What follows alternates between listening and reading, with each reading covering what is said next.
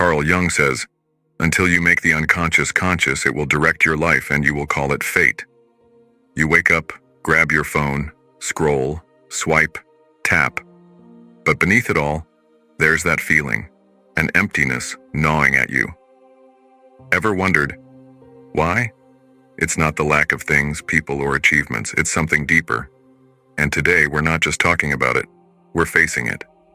Because you will always feel empty until you confront this one thing, your shadow. Carl Jung, the great Swiss psychiatrist, had a theory. He called it the shadow, the hidden, suppressed parts of ourselves we deny or ignore.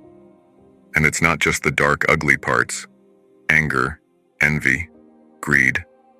Sometimes it's even the best parts, the courage we never express, the love we hold back, the dreams we silence, all stuffed into a psychological closet.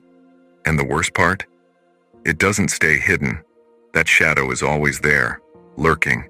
It slips into your decisions, whispers in your thoughts, even in your relationships. Ever lashed out at someone and then wondered, why did I say that? Or found yourself sabotaging your own success? That's your shadow acting without your permission. But here's the thing. It's not your enemy. It's just a part of you you've never met. Most people live their entire lives running from their shadows.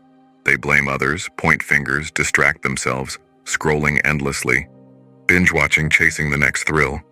But they never look in the mirror, because looking means seeing those uncomfortable truths. And who wants that, right? But here's the truth. You will always feel empty until you turn around and face that darkness. Jung once said, people will do anything, no matter how absurd, to avoid facing their own soul. And isn't that what most of us do? We numb, we escape, we run. But you can't outrun yourself. Not forever. Facing your shadow isn't just about finding faults. It's about discovering hidden potential. Because in that darkness, there's also light. Passions you've ignored, talents you've buried, strength you never knew you had.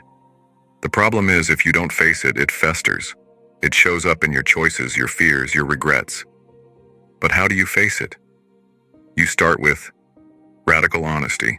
Catch yourself in those moments of anger, envy, or shame and ask, what am I hiding from myself? Journal it.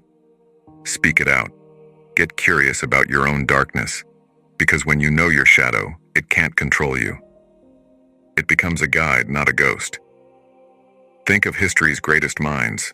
They didn't shy away from their shadows. They leaned into them.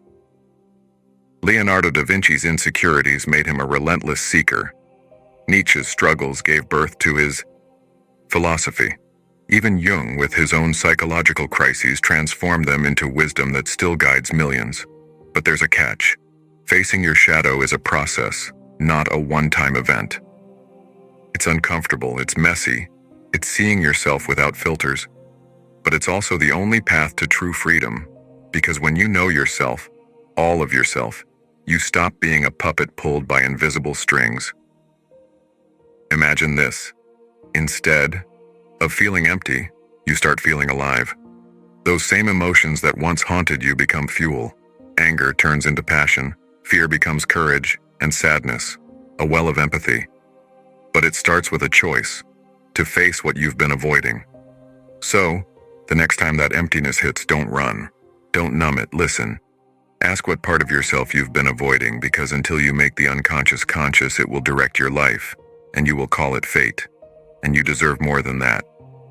If you've ever felt empty, remember, it's not a sign of something missing, it's a sign of something waiting for you to turn, to face it, and finally to be free.